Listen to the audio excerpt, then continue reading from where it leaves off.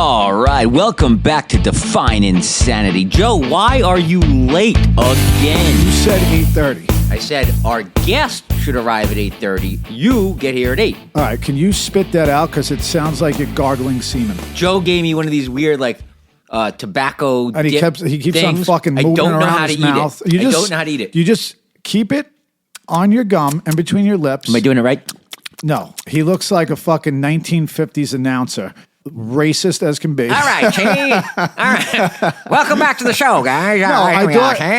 All right, so you want to know the honest truth what happened? Late? All right, so I did hear 8:30, so I thought I had some leeway. I went to go jump in a shower, and I saw a little bit of a asymmetry between my stomach hair and my ball hair. Here we go. So I like to keep it neat. I'm a weird guy, though, because even though I'm Italian, I have, gentle hair most places, right? Except for my upper thigh. Gentle hair? Gentle hair. Yeah, I'm not some of the guys that look like they're fucking smuggling in Russian hats. Dude, you know what I'm are you talking about? I'm trying to get to it. So my thigh hair, because I'm like 50 shades of brown. You know, my body's brown, right? My ass is white like Larry Bird.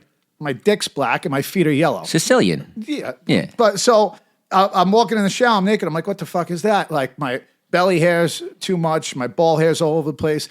And I know KC could identify with this. Like I can't have. I'm Armenian, so I got hair everywhere. You're Armenian? Yeah. Oh, wow. But so I don't like to just shave my balls, KC. I like to do a little fade because I'm trying. That's why I'm growing out my hair. I don't trust barbers anymore. I'm going to keep on saying that until Casey invites me to get a real haircut. Casey actually is an world's greatest barber. He won the award. I'm the official award. Saw my plaque on the wall. Yeah. For now, what I'm doing is it's like barber training school. I use my nuts as a head, and if I could do a nice fade, because I like to blend. I like a little V taper. You know what I mean? This is why you were late, because you were shaving your balls. I was blending. My ball hair into my thigh and stomach hair, so it looked like a natural blend. See, I cut my pubes, but I only do it I want my dick to look bigger. Like there's a purpose behind it. I'm not doing style. See, that's where I disagree with most people. I don't want my dick to look bigger. I'm being into expectations. For example, somebody tells you a movie's great. It's unbelievable, Dick. And then you go watch it, you're like, this thing sucked. Or somebody's like, that movie sucked, don't watch it. You catch it on Netflix a couple of years later. You watch it, it's amazing. I want my dick to look as small as possible. And then when it gets in you, you're like, what the fuck? I wasn't expecting Right. That's a good point. I have a lot to live up to. Yeah, I've been thinking about this for a long time. Yeah. Anyway, so that's why I was late. I apologize. I did think I had a little leeway, so I didn't, when I started pulling out the 3 clip and the 2 clip and blending it in, I thought I had time. I got here at 8:20, but apparently I'm late. So you're late. And guess what? That's the honest reason I'm late. I'm sorry. Guess what happened to me this week? I turned 44 years old. I know. He doesn't... Ladies and gentlemen, he doesn't look a day over 43. No, give me a break. No, I use Retin-A. I use Retin-A. 15-year-old Tibetan semen. That's I do. Well, I get that on the dark web. Exactly. Tibetan semen, by the way, actually has anti-aging properties in it due to its mRNA and DNA composition. But it has to be virgin Tibetan semen. There you go. There you go. But don't go telling people Retin-A. Go on the dark web, get some 15-year-old Tibetan semen, and you're all good. The age doesn't matter. It just has to be virgin. All right, so 18, so you don't get in trouble. Yeah. There you go. It's wonderful. But I got to tell you, this little tobacco thing you gave me, I'm getting a little buzz from it. Let me tell you, is that allowed? Absolutely. So when COVID happened, I was going on and off from the vape and cigarettes, trying to quit cigarettes. I was smoking cigarettes since I was like 10 years old, right? Yeah. And then my brother-in-law told me about these pouches, the Uptime from these little nicotine pouches. Yeah.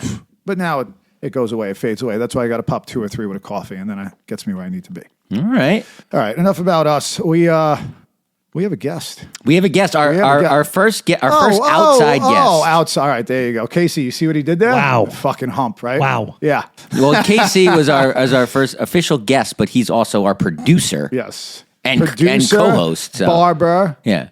Well, maybe. Jack I don't know. I'm going to let him cut my ball hair first, and if it's sufficient. If that turns out well, then we'll let you something more visible. Casey, do you do testicles? I don't, but I cannot tell you that is the most popular prank phone call to a barbershop. I've been in the business for 24 years, and if I had $1 for every time someone has called the shop I worked in, thinking that they were the first ones to do that. You guys do ball hair? Oh my God, you guys shave pubes? It's like Joe. This is the idea. Next we're going to do it. Next time that happens, you got to be like, absolutely, come in immediately. No, you know what happened the last time it happened? Someone got there because now I work out of my house, so people call my cell phone.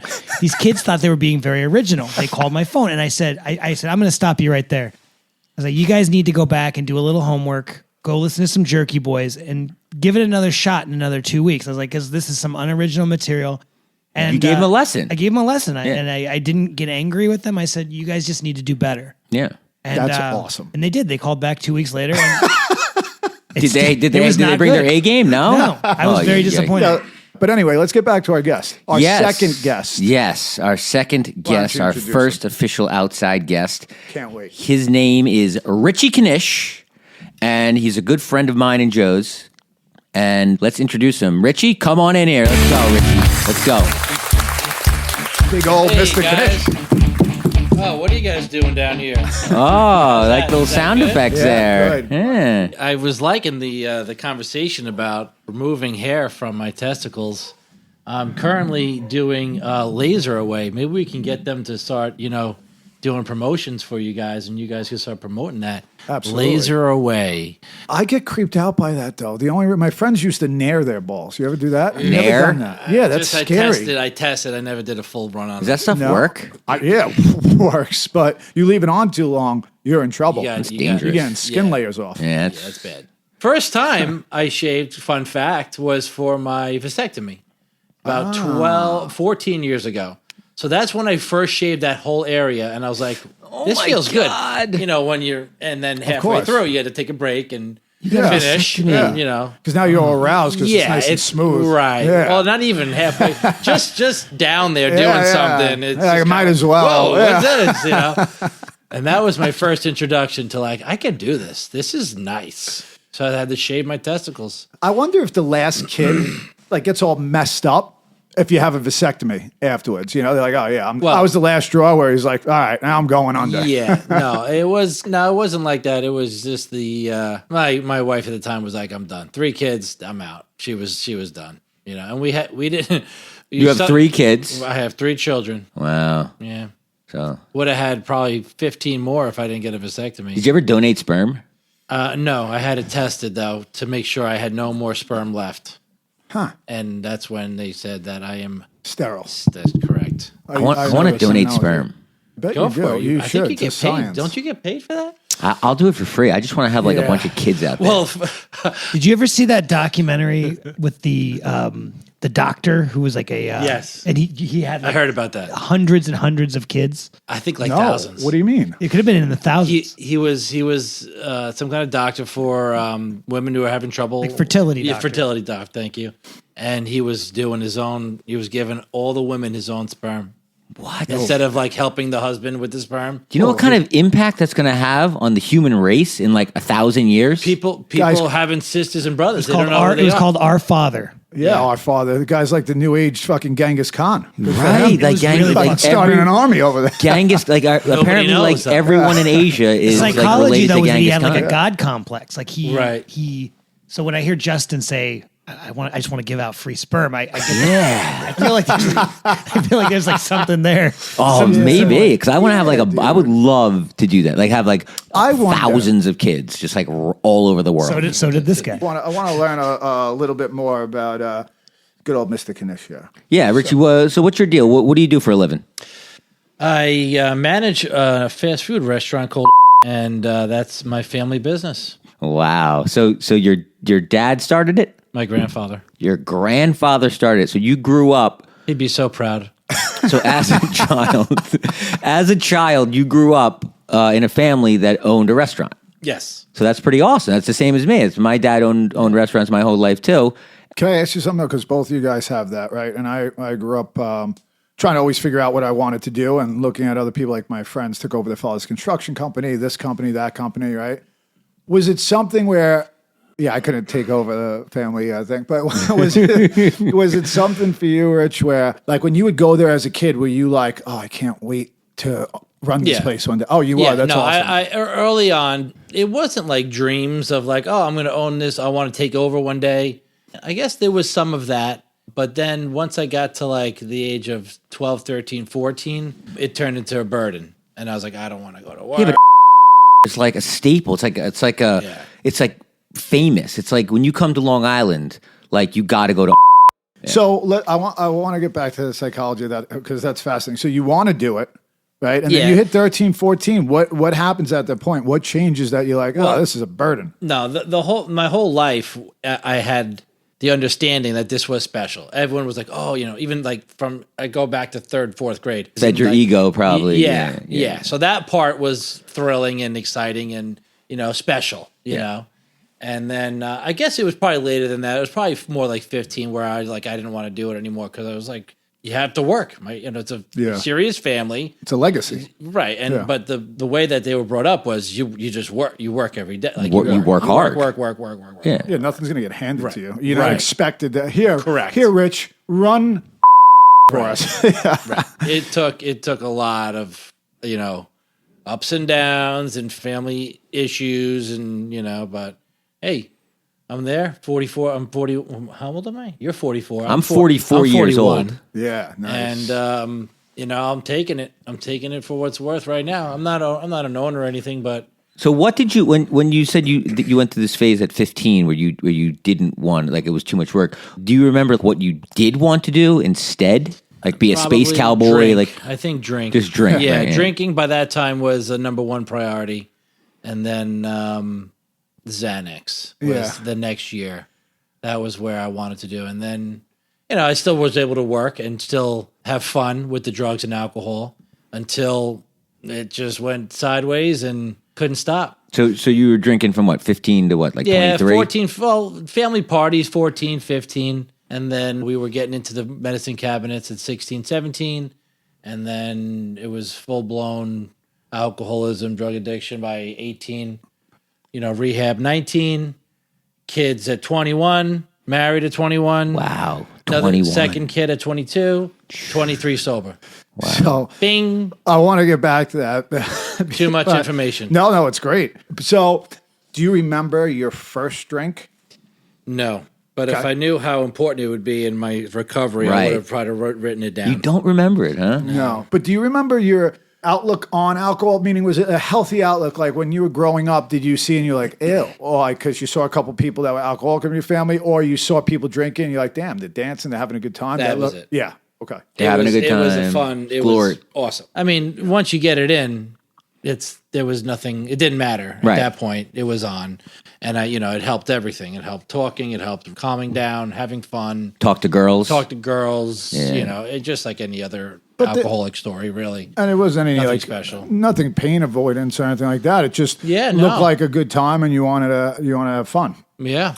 Now you seem like you've always been outgoing, able to talk to people and have fun, right? Or were you quiet when you were younger? No. I was pretty. I was always funny.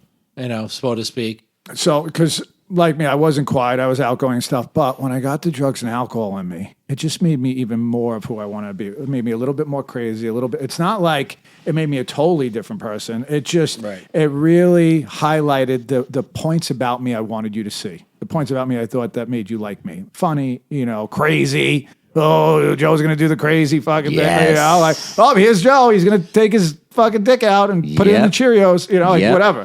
Cheerios, not that I ever did that, Mom. Jumping off a roof. In the Cheerios. Exactly. I was a big roof pool jumper. Yeah. Big pool jumper. I could see you being the guy that your friends instigated. Yeah. Richie will do it. Real close.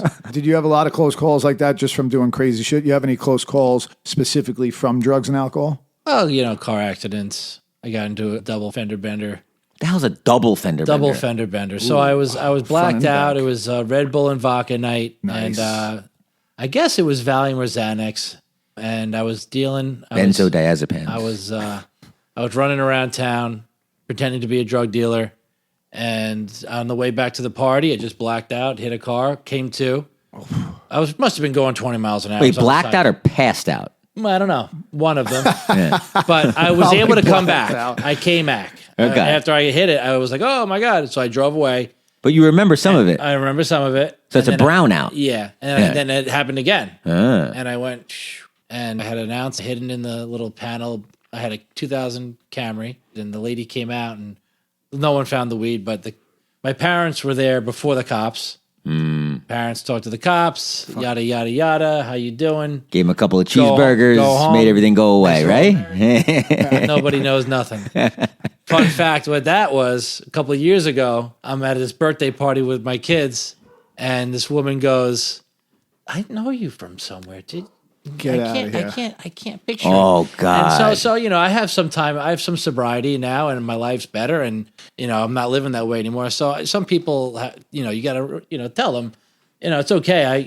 Because I could tell where she was going with this conversation. Like she knew. Yeah, like something like I did Yeah. something, and I'm like, I used to drink a lot. Now I don't drink anymore. I said something like that, and she's like, did you crash into a car on West End Avenue? And I was like, yep. And she was like, it was her sister's house, and she was up late or something. Crazy. Yeah, I that's couldn't believe hysterical. it. 25 years later. Yeah. 25 years later. And you made an impact. Yes. Literally and figuratively. You said you went to rehab at 19 or 20? My first rehab was, I think, 19. I can't. The years were kind of Blurred, Yeah, it was obviously. a little blurry. Inpatient, 14 days Seafield. Pretty sure I was 19. So Yeah, you I was went, at just Seafield. 20. you went hard in the paint for Yeah. a short amount of time because to go from drinking and drugging at like 14, 15 to rehab at 19, Yeah. that is like, all right, we're just going to hit the gas and go 120. Yeah. Like, Yeah, it was. Now you went to rehab on your own, like you're like, I need help, or someone told you like you got to go to down rehab. the stairs at my mom's at like 10 a.m. I think I was hitting dust off on the way down the stairs or something, literally. nice. And I just blacked out from that and fell down the stairs, and that was it. Came to with the police around me and an ambulance. I had a good crack on my head, a good. I think I got like 8 stitches on the back of my head, and So then I was scared. Of I was course. scared, but not. After a couple of days, I was like, Yeah, but was there Wasn't anything? that bad. Was there anything leading up to that? Meaning, like, so, like 18 to 19. Let's say it happened at 19. Like your parents, like Richie, you got to calm down, or you like, what the fuck? Was there any time where you were like, oh shit, this is getting out of hand, or it was just like everything's cool No. until you fall down the steps? Everything was cool. I was Everything was cool. invincible. Yeah. Yeah, everything was it's amazing. I couldn't even. There was no thought of any consequence. I had a good family too. They were doing a lot of the right. Well, the enabling with the car crash, I guess, could have went either way. But Yeah, that's what they're gonna do, though. But in a way, you actually kind of give the rope to hang yourself, and then if you go hard, you go hard. You can't sustain it. And you went to Seafield at 19, Yeah. and you stayed the 2 full weeks. just 2 weeks, not the Just 2 28. weeks. Nope. Insurance ran out after 2 weeks. Were you like I was ready to go. I didn't want to stay. you aren't? Yeah, it's not like I can't imagine you. Well, I were wasn't like, smoking "Ooh," crack. Yeah, I wasn't smoking crack or shooting Well, heroin. 19's young. When I mean, what I'm every saying. rehab I've been to, There was like a if lot you of were old people. 19, Yeah. like you were the kid. You were the I was a kid. like the But youngest there was one. a few. you just There had was to a few. you had to Yeah. figure out how to drink appropriately. Right. Yeah. And don't do crack like these people that were there. Yeah. And there was, Crackhead. Yeah, you weren't smoking crack, so you were Yeah. you I wasn't were shooting above heroin. them. Yeah, you were much doing better than those recreational drugs. You're a crackheads. kid. Yeah. losers. Having a good time. Do you? Yeah, exactly. Fucking. I tell people all the time. What did we have growing up? McGruff the crime McGruff the dog. crime dog. And Take a bite just out of say crime. no. Those fucking idiots with that dumb bitch that came up with that. Just say no. Okay. So-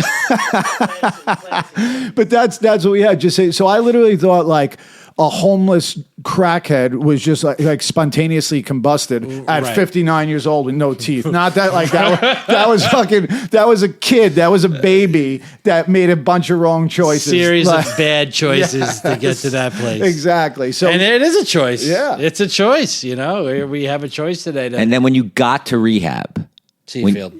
Seafield, were you sick? Were you in? Was there detoxes? No, they were giving me some to wean off. Benzos, yeah. Probably. Yeah, Ativan or something. And I just remember eating a lot. course. Eat all day. is there anything else you remember? Because obviously 19, you want to get in and get out. You're not Yeah. thinking you have a problem. You're thinking like, I need to I be could smoke separated weed. for. I yeah. knew I could smoke weed during, and the whole time. And what about drinking? Did you see drinking as a problem? Because that's legal. Yeah, I didn't. more I like- don't recall. Gotcha. So, but is there anything from that rehab where you like a seed that was planted that maybe you weren't listening, but something stuck with you, whether it was about drinking or drugging or a life lesson or anything like that, or it was just kind of like, 100%. What Yeah. seeds What? were planted? I was totally believed I was an alcoholic. So you knew. Totally believed. Okay. I was sharing I was an alcoholic. I heard everyone share.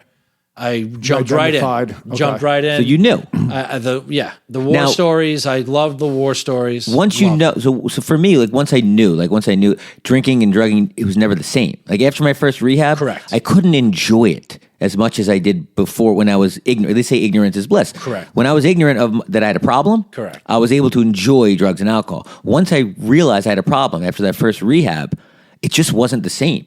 It just I couldn't enjoy it as much. Those seeds were like growing in the back of my head, and I was extinguishing 100%. them as much as I could, but they were there. And I like to think that's God. That was God protecting me. Sure. Yeah. Sure. No, I had a similar, once I left, I had to do some outpatient over in Melville, and I was driving to Melville, and I remember I had my own car and I had to manage my drinking. For some reason, I remember these things. Like, you don't remember everything. No. But I remember having to, there was no one at my house. I was like, okay, I can go. I know where they hid the liquor from me. It was in the suitcases in the basement.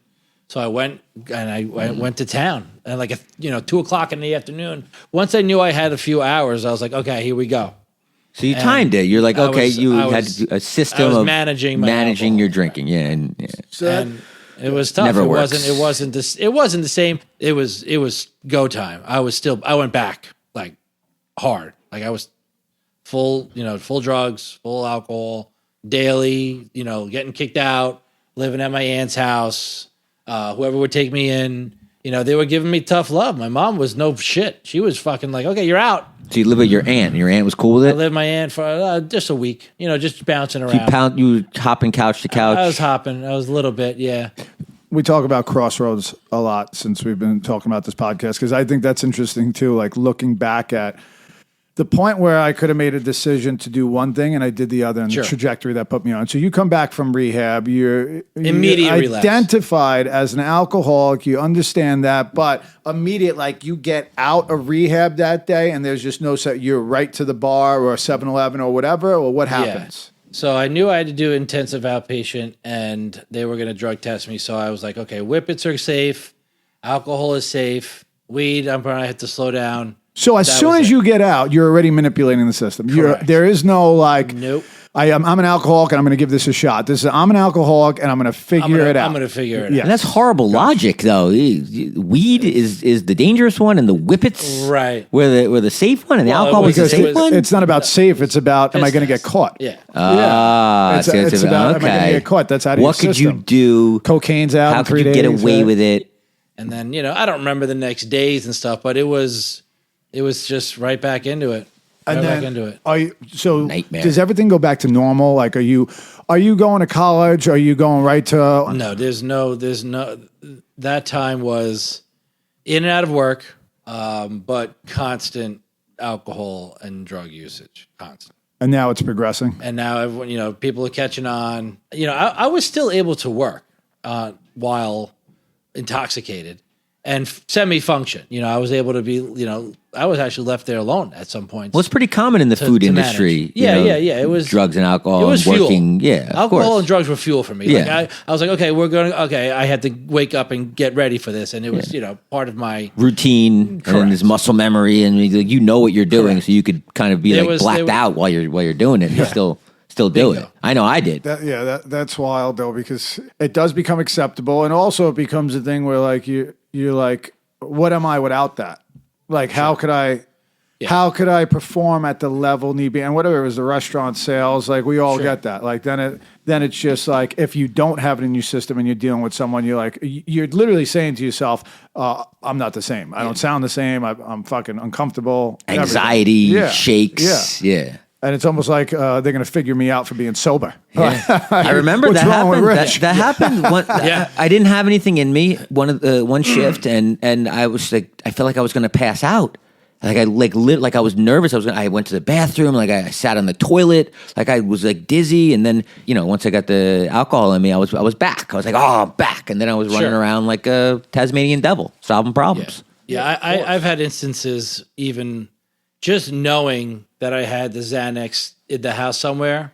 I'm going to be all right. Just knowing just that you having have it there. security blanket. Security, 100% security blanket. Alcohol too. Yeah. 7-Eleven. I have a bottle behind the dumpster. I have a bottle in the freezer. Whatever. It was a full time. Making sure you have supplies was a full time job. Yes. like air. That mentally, I say it all the time. It's weird because even when I went to detox, I would get sick, dope sick, like 8 hours later. And I wasn't really physical sick, but mentally, and it fucking manifested in for physical, sure. right? Yeah. I would start going through withdrawals way before because when it finally came that acceptance of like, I'm done and I went to detox, I didn't get a bed till hours later. I was 14 out. And you know what? I didn't start withdrawing until I actually got the bed and I knew they were going to put medicine in, which was so wild. So Yeah. I definitely get that. So the next 2 years, when did you actually get sober? What was the date? August 27, 2007. And how old are you? A month before, 2 weeks before my 24th birthday. All 23 years old. So can you take us from 19 to 24? What did that look like? It was lots of questionable time. I don't remember a lot of it. So you got don't sober remember August a lot. 27th, 2007. Yes. But during this time, you got married, Yeah. had well, two I- kids. Yeah. This is during the sober time. Yeah. Yeah. No. No, he's not sober. No, He was sober for a fucking blink of an eye. Correct. So there was functionality there. I know I need to go get help. Things are starting to get serious. I go to a priest, confess. Why not? Go to St. Rose. Let's start somewhere Yeah. here. I had some I called my insurance company, tried to get myself into rehab, like a couple of real moves at 21. I go to St. Rose. I go to confession. I tell the priest everything that I was doing with, rolling weed with Bible paper and I'm going to hell and the good stuff. Yeah, I'm going straight down. So he stops me. He's a good priest. Stops me and then proceeds to ask me to drop my pants. No, I'm just kidding. Oh, Catholic church joke. No, it was a good guy. We were on good that guy. on episode 1. Come on. He was a good guy. No, he was a good guy. He was very gentle. And He actually dropped his pants. I do not approve any of this. You go to a Christian church anyway. What are you worried about? Go ahead. Keep going. so I tell him everything. He says, "Listen, just let that all go. You're okay.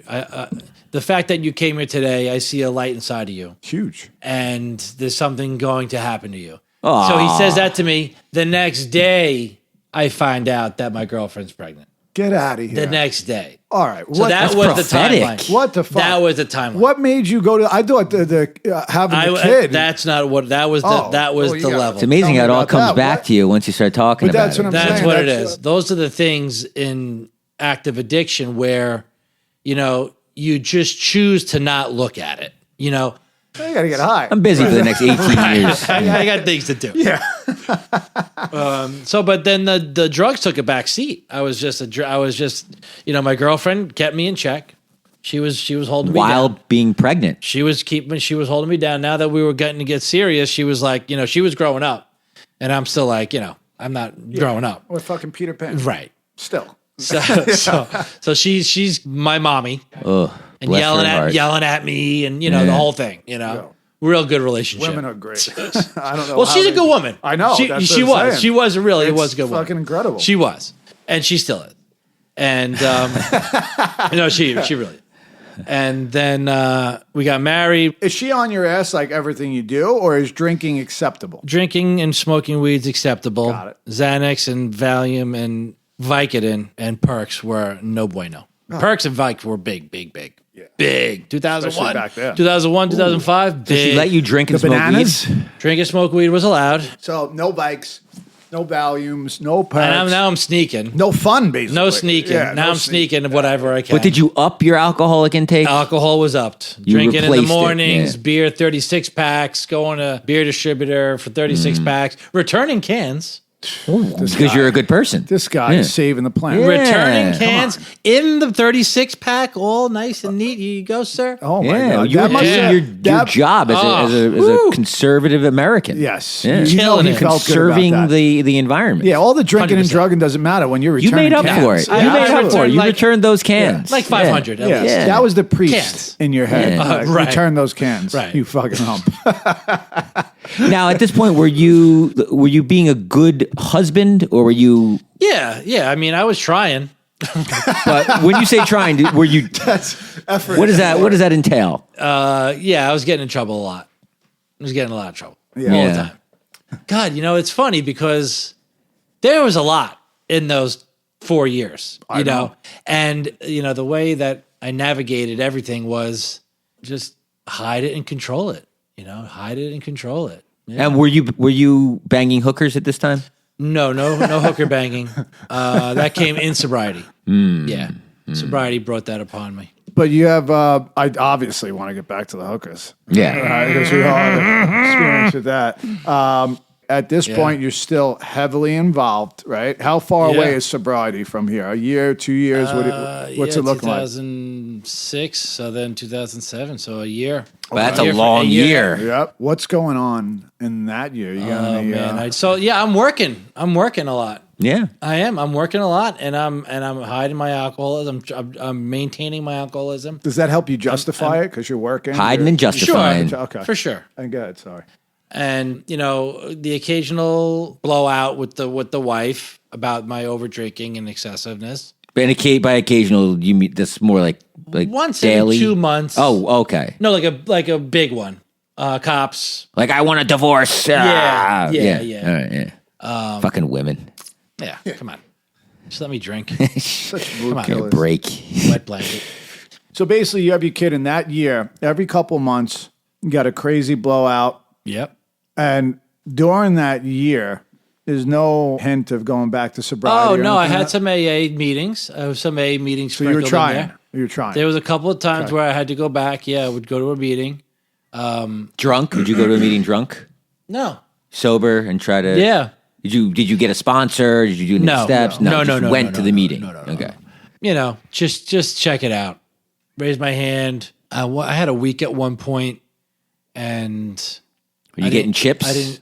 Yeah, I'd get a couple of 24 hours, and then I wouldn't come back for like a week or two, and then I'd go to that same meeting, and I'd have to count my dates, and I would relapse, but then I would count how many I would have, and I'd share, I have 23 days. Oh, great, Rich is 23 days.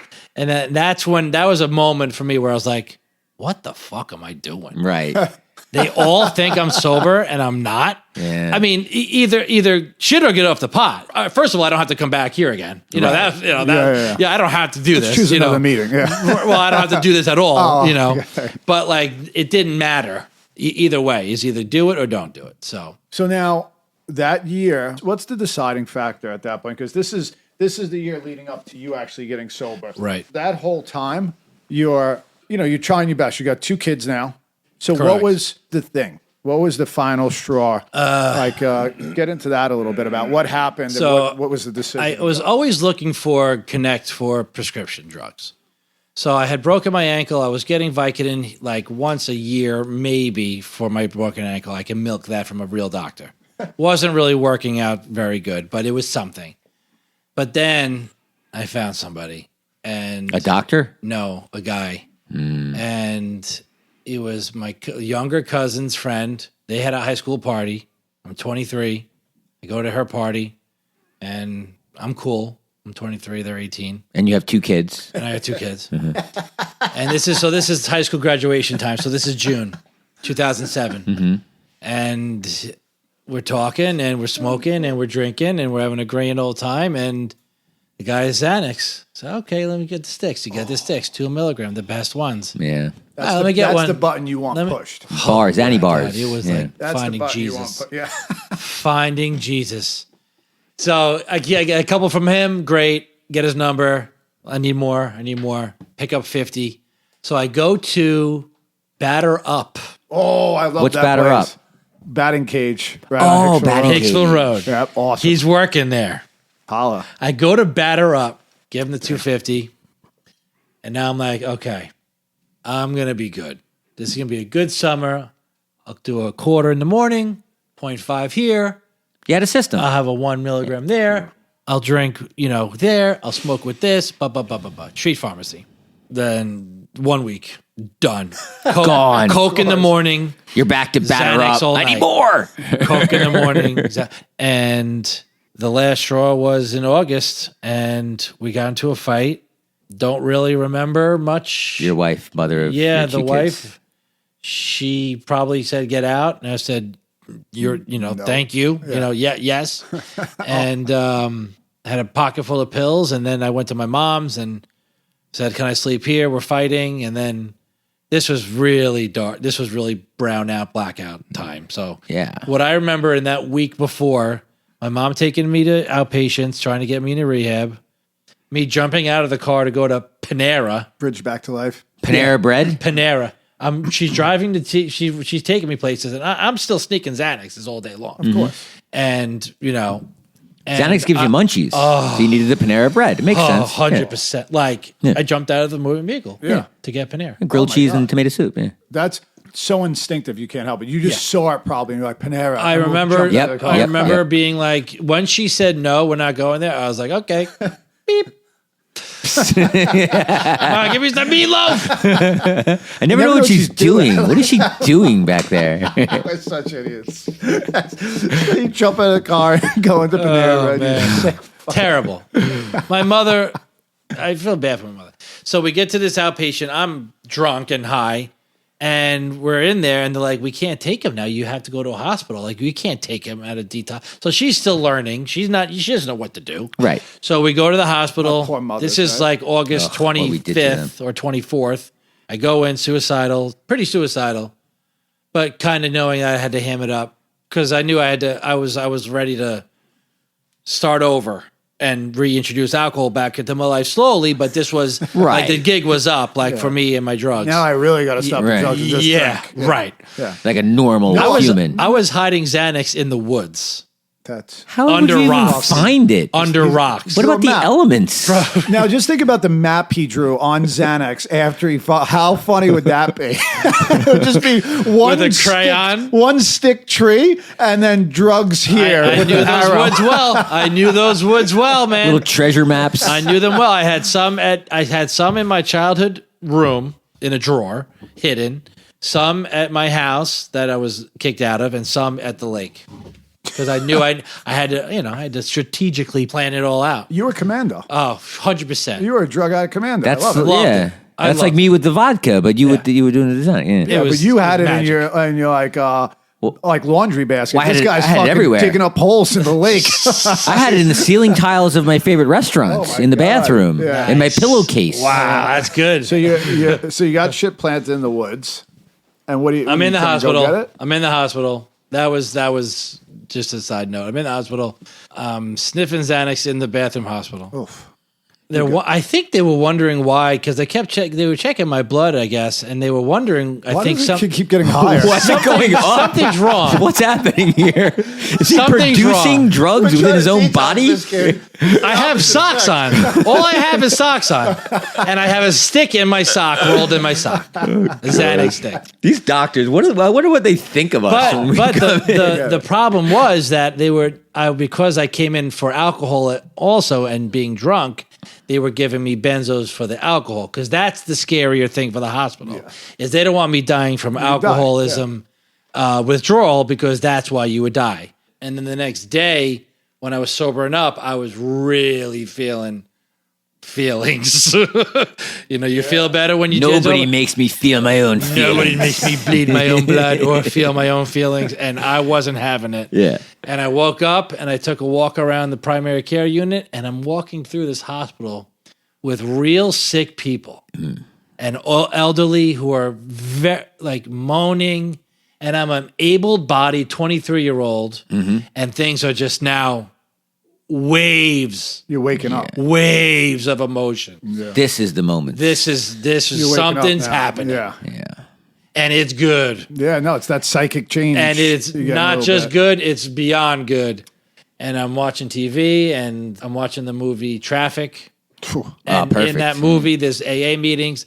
And now I'm crying and I'm writing and I'm like, I got to go back to AA. And you're just seeing signs everywhere. Everywhere. And so that night, my dad and my mom and my wife are there. And they're like, okay, my wife's like, you got to come home. I got 2 fucking kids.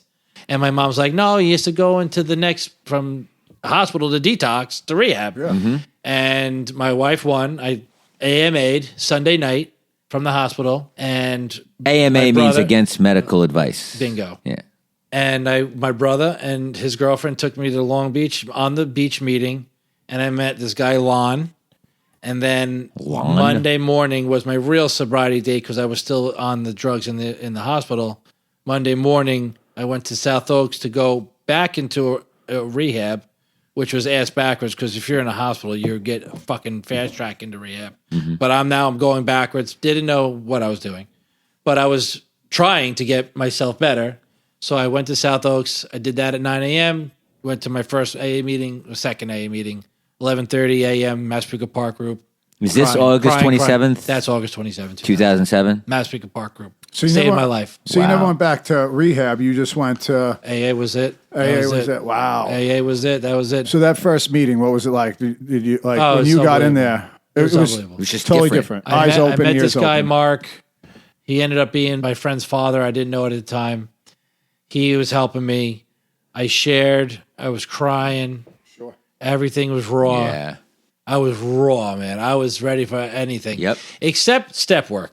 I really wasn't doing any of that. It was all fellowship. But do you remember hearing And- anything in the meeting? Yeah, and not speaker, anything not that like was just like boom. Yeah, not like I'm not doing the steps because I'm good. Just never kind of got into it. Yeah, you just. I was starting doing out. fellowship, Yeah. and that was it. And that was enough. it was working. It was working. Yeah. And it was sobriety. Yeah, I just, the meetings were good. I remember hearing people share. Still had Xanax. Still had some Xanax. I was holding on to it. I couldn't let go. Just in case. Just in case. Just in case. Reservations. Just in case. Security blankets. Fuck, this cult might 6 not work months. out. Yeah. Six months. 6 or 8 months I was holding on to it. And then how'd you get rid of them? I shared I shared about it. Ooh. John S. Perfect. John S. said, "Oh, they're in your trunk. All right, let's go. We'll go get rid of them."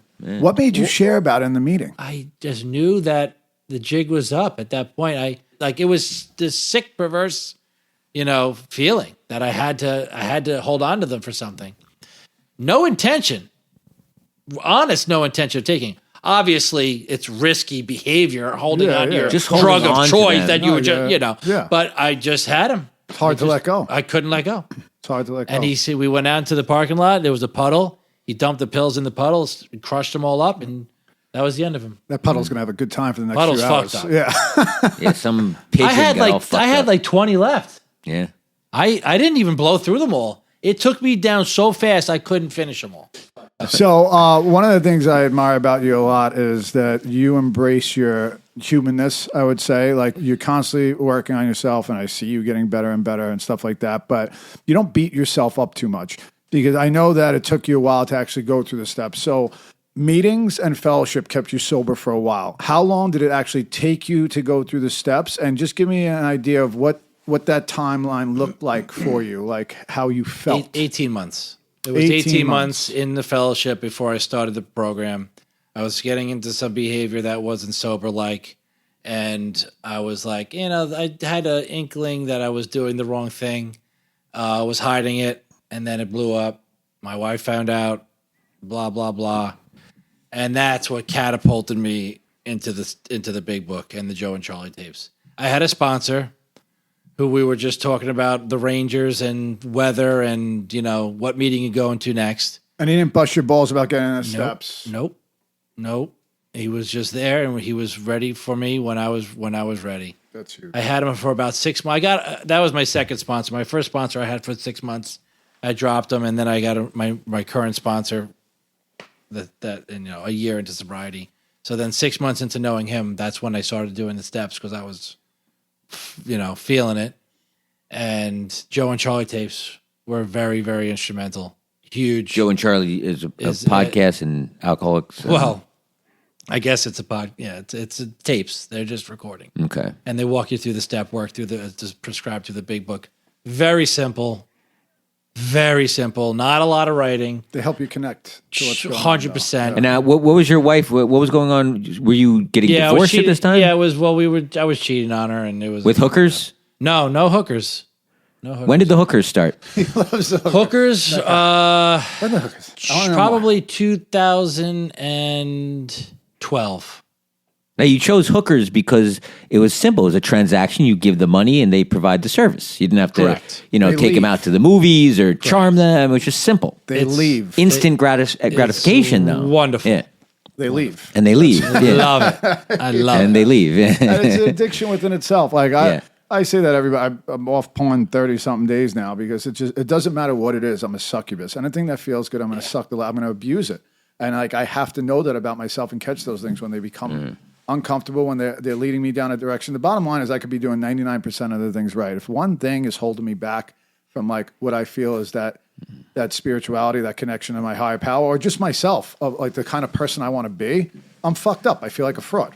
Right. So Yep. it's like that must have been like fucking hurting you for a while. And then you finally got caught for it and you decided to do something about it and then you jumped into the steps. It was the best thing that ever happened to me. Yeah. Yeah. I mean, I regretted it for a long time. And then once everything happens the way that's supposed to happen, and then I realized I wasn't responsible for anyone else's happiness or misery. I focused on myself. Everything will be all right. That was one of my biggest things my sponsor had me do. There's nothing you could do except take care of yourself. There was nothing. It was one of the biggest things he drilled into me was you focus on yourself, they get better every time. So you got, I'm not a mathlete here. What? So what do you have, 16 years sober? Now I have 17 years. 17 I'll have years. 18 in August. But I get that because, so this is the thing for me. Like my 8 years of sobriety has been a very bumpy road. It's not a straight trajectory to like sainthood. I'm fucked up. And in the beginning, I would get so depressed and beat myself up for it. And that's why I admire like your humanness, your ability to be honest, work on stuff, but also not to take yourself so seriously. Right. Like I've talked to you about that before, and I've adopted some of that because that's why they say pick up the feather, put down the bat, or whatever it is. Like, but every time I've been in a situation like that, and there's been plenty where it's gotten really dark, and I don't know what the fuck I'm going to do. As long as I didn't pick up, I'm going to come out of it better. Like as long as I put the work in, as long as I don't sit there and sulk over it and be a little bitch about it, like, oh, I fucked up. Like if I start taking action towards those things, I'm going to grow from every single one of those situations. And that's what I keep even the shit that I just recently went through, as hard as it was, I kept on telling myself, well, this has happened plenty of times. And every time I come out on the other end better. 100%. If I do the work, if I take the suggestions and there's growth within that. And it's not strenuous. It doesn't have to be this hard, huge mountain of like shit that you have to get out of. It's a simple set of things. Trouble with balance and being, high and low. But if you can keep that, that simple set of things, it always works out. Trust. Everything works out. For me, it was trust. I am so powerless that there's power in being so powerless. Like things are going to happen no matter what. There's a gift in it. And there's a gift in knowing that no matter how much I think and the situation in my head, how bad it's going to be, I've been through it enough times where I can turn that off now, where I can go, I can't control. This has nothing to do with me, Right. and it gets me through. I have tools now. I could shut my brain off. I can let it go. Life on life's terms. And once you have pain and sobriety, and you get out, it's like another spiritual experience. It was just like getting sober for the first time. We're going through the steps was a similar experience to me. Like, wow, I could actually stop drinking. Like that was not an option. And now with the steps and the big book and, a couple other things, you can get through anything. Yeah, I remember accepting the fact that I was going to die before 70. Like, this is my life. 70, 30. Yeah, well, I was a little optimistic. So I thought, listen, I'll settle. I'll settle. Even while he was high, he was using the Tibetan. You planned that line. Semen. You planned that line. I thought you knew Joe's reaction. And you had this line lined 70. I know you. The fuck Well, no, you knew that we weren't going to let that. My idol. No way. My idol was Hunter Thompson, the journalist, the Gonzo journalist, and he didn't. He killed himself at 69 or something. So I signed up for that. I was like, I'll do that. Let me just be annihilated for the next 30 or 40 years, and that's it. Let me cut my losses at 70 and die of some kind of alcoholic liver cirrhosis or Sounds whatever. like a wonderful life. Yeah, I was like, what the fuck? Yeah, I was Poor guy. getting AIDS by 25 and then milking it till 30. You that was AIDS. it. You went straight to AIDS. 30 I was a big Magic old. Johnson fan. You were. I'm like, he got HIV. I'm gonna fucking do better than that. And he not only did I'm getting full blown AIDS. he was a full blown all-star with HIV. Absolutely. So don't give me this crap with LeBron James. And I got a leg cramp. I have to sit out 3 games. Magic Johnson played with AIDS. Yeah, you think they made him All wear a right? condom while he played? They probably did. They should have. They should have, right? During COVID, they made everyone wear masks. So maybe they should have made Magic wear a condom up and down the court. Who knows, right? So He was an all-star fucking hookers too. So last thing I want to ask you about, because you had mentioned those. You went to a priest. you had some kind of God in your life or higher power. Oh, for sure. You were seeing signs. Now you get to this point where, okay, you're doing it, right? Not only are you sober, but you get through the steps. So 2 things. One, when did the higher power really come into your life? And I know it's an ever evolving, for me anyway, it's constantly growing, the relationship, the connection, as long as I keep it. When did it first come into your life where you're like, yeah, I wholeheartedly believe that something is there? Day 1 of sobriety was the beginning, and then doing the steps was the second half. So I would say 2 halves. So like the fellowship and the AA program was the first, 50%. It felt like 100% at the time. Yeah. But now in retrospect, look, at the reality of everything, it was just, the beginning.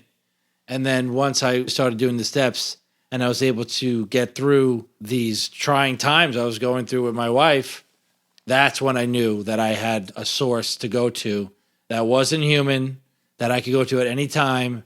I could pray to as much as I want and get through it. And that was monumental. A higher power that 100%. for me operates outside of space and time, which for me is God. That's just me. Yeah. And the Joe and Charlie tapes put it great too. It's infinite power. Yeah. So infinity is kind of this concept, but if Love you could that tap concept. into infiniteness, Keep trying, you'll get it. If you could just tap into that a little bit sometimes, you Don't do can't- drugs, You kids. can't take a little But if you can tap into that infinite power. Correct. That's a good, it's an idea that I like to use of what it's like to have a higher power, because it's unexplainable and Unexplainable. It's a higher power. It's a God. So it's not like you could be like, oh, look, it's 1 + 1. It's not like that anyway. So a good analogy is to tap into an infinite power. So, Yeah, it's like an alcoholic having like a never-ending keg. right. You could tap into any time. Bingo. Right? Whoa. Yeah. Never. Hey. Yeah, Joey analogies. Loving it. Joey analogies. That was a good one.